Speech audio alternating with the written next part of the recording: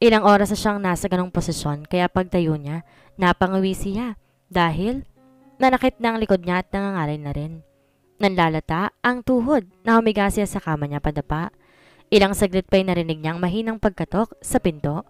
Kahit ayaw niyang tumayo, bumangon pa rin siya para pagbuksan si Colton. Maliit na awang lamang ang ginawa niya. Sakto lang para makitang kalahati ng mukha niya. Bakit? Talong niya kaagad. Nang mapagbuksan ito, baka pwede nating ituloy yung naputol na moment natin kanina? Nakangisi na sabi ni Colton.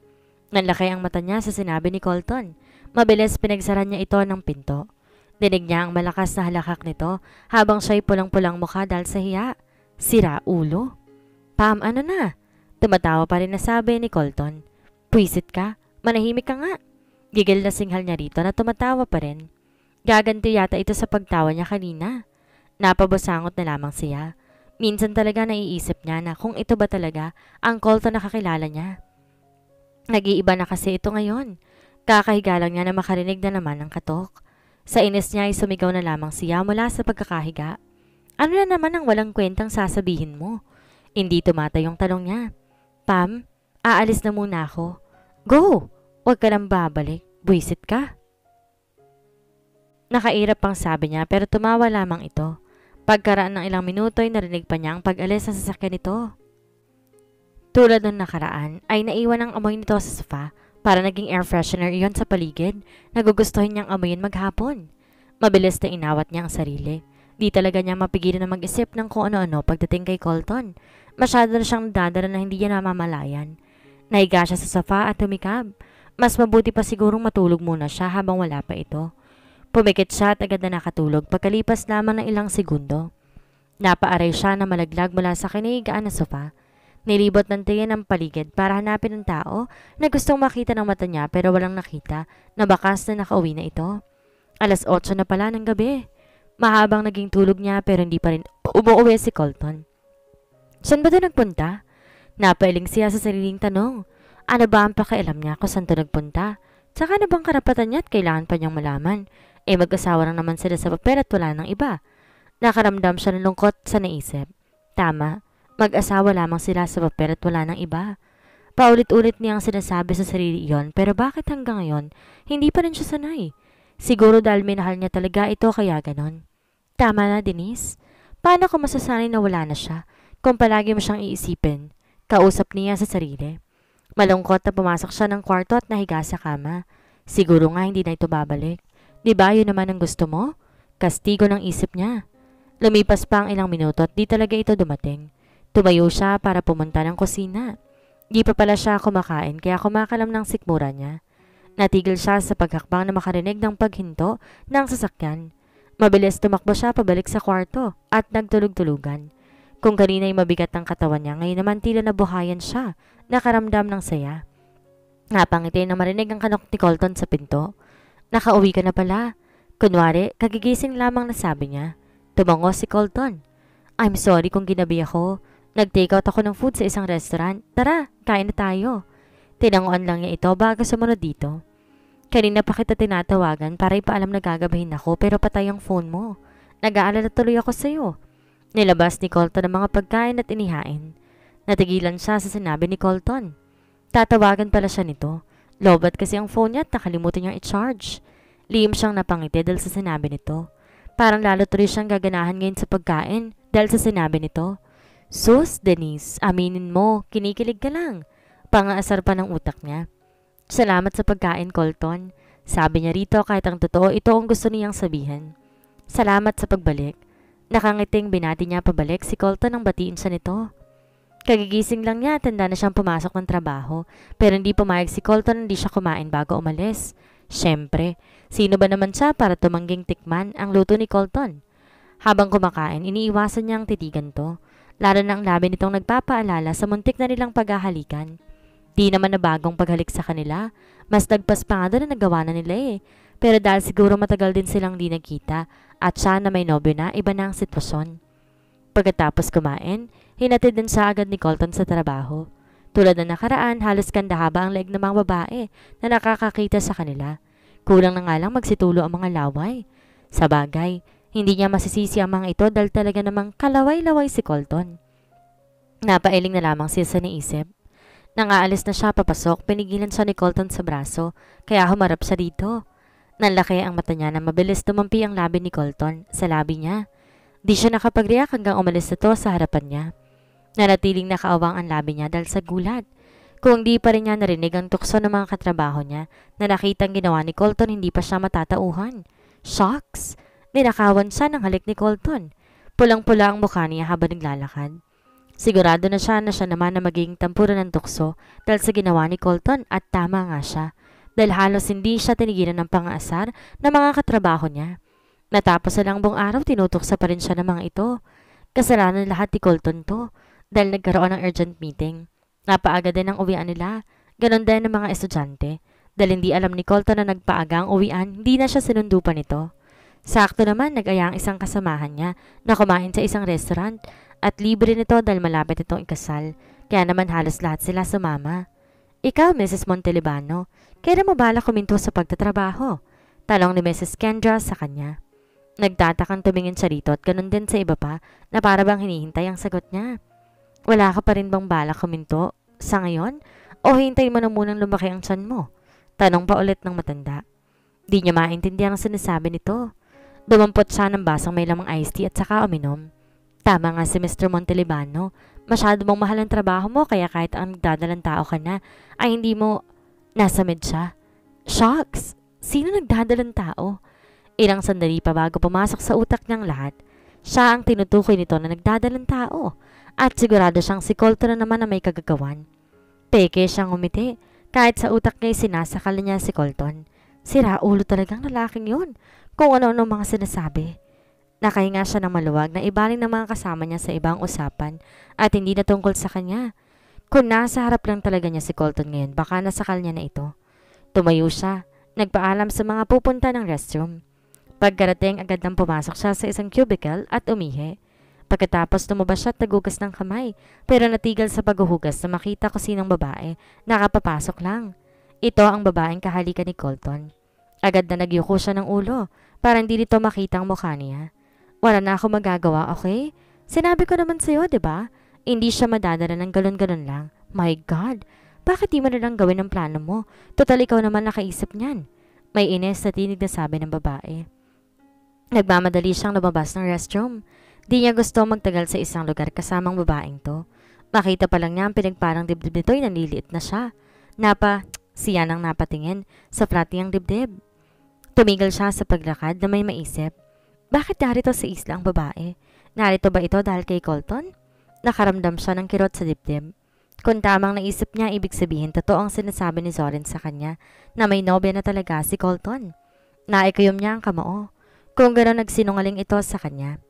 Ang lalaking yun talaga. Todo din ay pang siraulong yun, pero totoo naman pala. Nang makabalik siya sa mga kasama, naging tahimik naman na siya. Walang salitang lumalabas sa bibig niya at madilim ang mukha niya. Wala siyang naiintindihan sa usapan ng mga ito dahil tila bingi siya ng mga sandaling iyon. Hindi tama na makaramdam siya ng selos pero ano ang magagawa niya? Hindi niya mapigilan. Ito na naman ang pakiramdam niya na tila ba pinagtaksilan siya nito. Pumikit siya. Hinilot ang sentido. Denise, wag mong hahayaan na lamunin ka ng ganyang damdamin.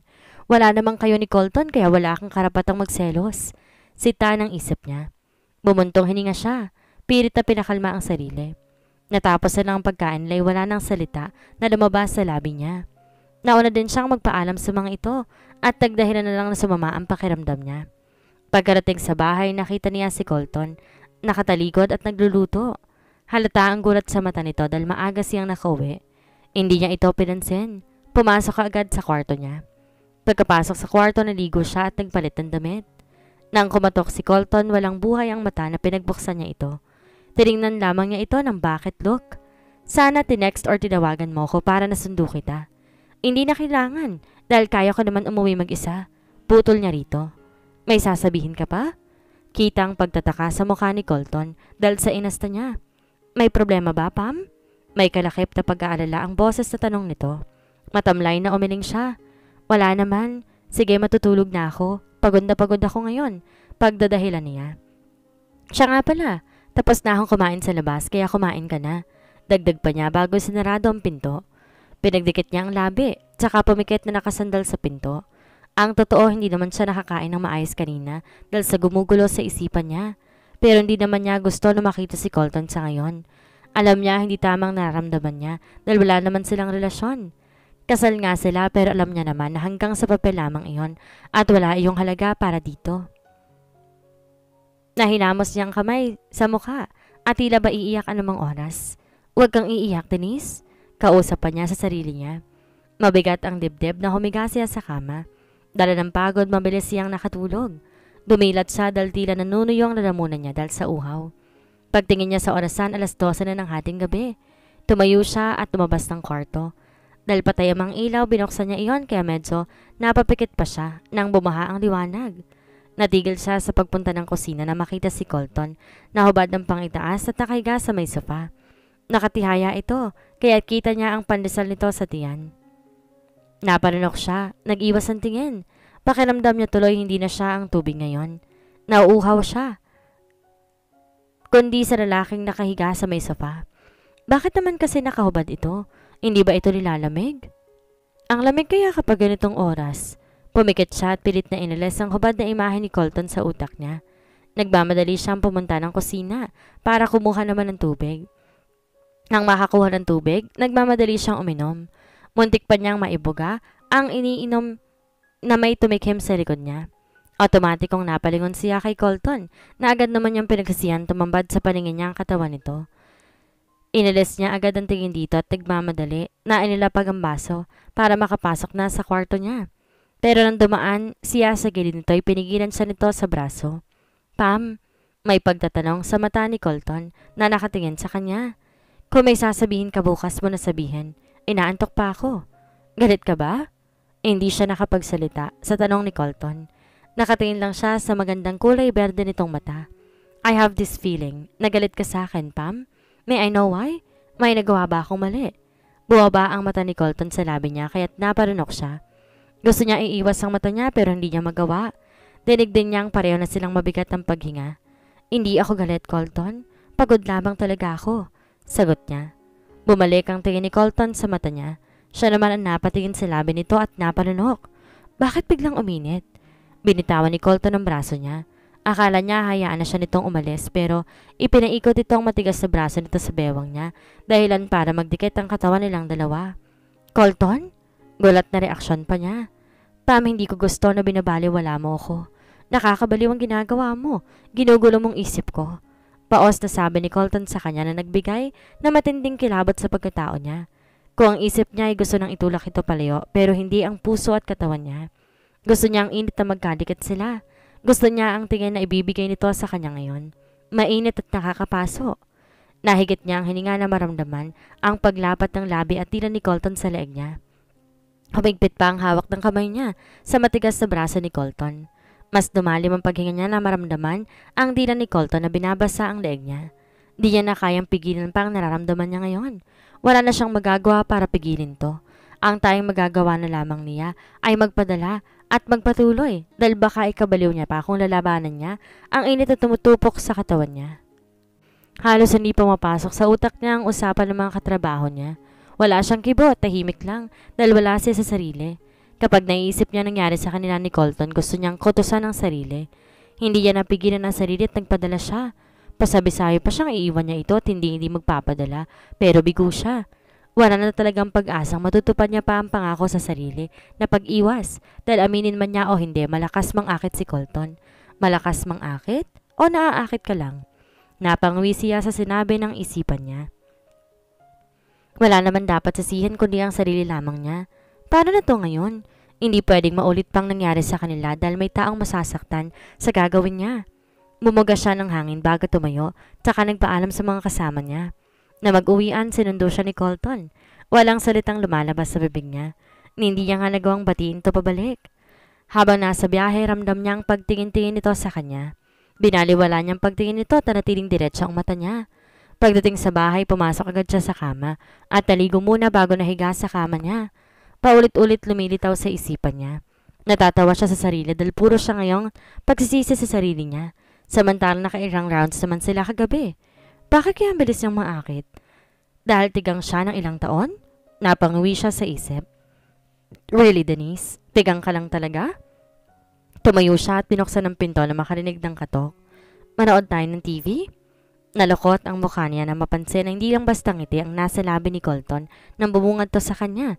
Parang nangaakit na naman to. At may palagay siyang hindi lang pananood ang gusto nitong mangyari. Manood ka mag-isa mo.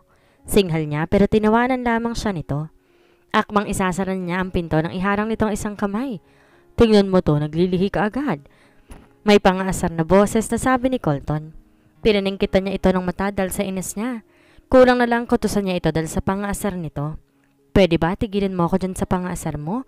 Ano ba kasing gusto mo? Manood ng TV or sexy time? Pam, hindi ba niya nakita ang mukha niya? Alam niyang pulang-pula siya dahil sa huling sinabi nito. Colton! Ines na hiyaw niya. Pero ang loko nagwapan tumawa. What? I am just asking you, Pam. Wala namang masama doon, di ba? Painosente pang tanong ni Colton sa kanya. Tsaka malay ko ba na gusto mo pa? Kaya nga nagtatanong ako eh. Sa gigil niya, sinipa niya ang gitnang bahagi ng hita nito, pero ang kulugo ang bilis na hawakan ng paa niya at inilayon palapit dito at saka sinalat ang ibabang bahagi ng katawan niya. Nahigit niyang hininga dahil sa gulat. Kahit may saplot siya, ramdam niya pa rin ang init ng kamay nito. Napanunok siya at tumingala rito.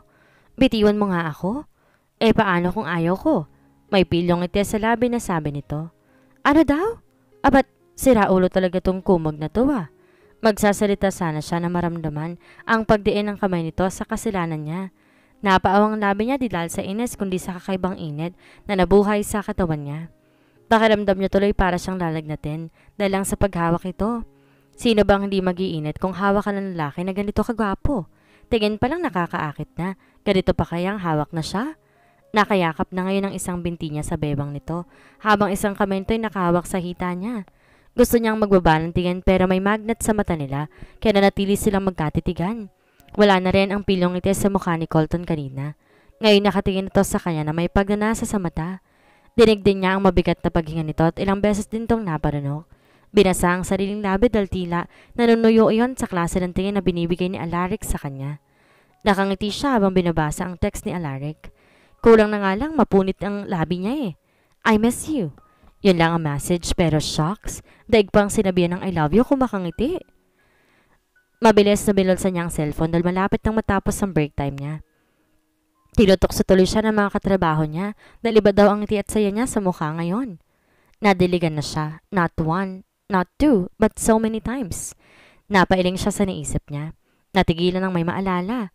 Hindi pala siya gumagamit ng contraceptive ngayon. Paano kung mabuntis siya? Namawi siya dahil sa naisip. Hindi siya po pwedeng mabuntis. Kung swerte siya noon dahil hindi siya nabuntis, mas mabuti naman na mag-ingat ngayon. Kailangan niya makabili ng pill sa lalong madaling panahon. Nawala sa isip niyang contraceptive na makita ang paparating na sasakyan ni Colton. Bumaga siya ng hanit inayos ang sarili. Inalis niya ang kunwaring ngiti para hindi naman halata na excited siyang makita ito. Mahirap na't baka lumaki pang lalong ulo nito. Pinagbuksan pa siya ng pinto ni Colton at siya naman si kunwari tahimik at walang kangiting-ngiting pumasok. Nagulat pa siya dahil pagkaupo ni Alaric sa driver's seat, hinawakan itong mukha niya at nililikan siya sa labi ng matagal. Napapikit siya at gumanti ng halik. Iiwas pa ba siya kung ito na ang lumalapit? Siyempre hindi. Titikman siyempre. Nakita niyang simpatikong ngiti sa labi nito nang humiwalay sa kanya, kaya naman di na rin tuloy niya napigil ang sariling ngumiti. Shocks naman kasi, nakakadala. Ito na rin ang nagkabit ng seatbelt niya, kaya lalo lang siyang kinilig. Habang nagmamaneho ito, hinahawakan itong kamay niya at marahan pang pinipisil. Masaya siya, di niya itatanggi ang bagay na yun ngayon.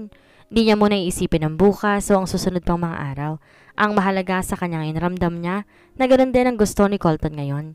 Katulad niya, ramdam niyang nanamam itong oras kasama siya. Nagningning ang matang tumingin siya rito na para bang ito lang ang nakikita ng mga mata niya ngayon. Mga matang pulong-pulo ng pagmamahal at pag-asa. Sa ngayon, hayaan niya ang puso na umasa. Hayaan niyang matibag ang pader na inilagay niya sa pagitan nila. Hindi niya napipigilan pang sarili. Tama na munang pag-iisip niya tungkol sa maaaring kahinatnan ng bagay na mayroon sila ngayon dahil ang mahalaga ngayon ay ang nararamdaman niya. Gumanti siya ng pisil sa kamay ni Colton nang maramdaman niya ang bahagya nitong pagpisil sa kamay niya. Nang tumingin sa kanya ang berde na mata ni Colton ay natigilan siya. Di niya alam kung tama bang nakikita niya sa mga mata nito o namamalik mata lamang siya. Pagmamahal? Nagbaba siya ng tingin. Asa ka, Denise? Ani niya sa sarili. Bakit masyado siyang umaasa? Alam naman niya kung saan lang dapat ang lugar niya sa puso nito. Inalis niya si isip ang lungkot at nagsimulang lumukod sa dibdib niya. Gusto niya na lang maging masaya sa ngayon. Hindi sila dumiretso ng bahay. Dumaan pa sila sa isang restaurant para kumain.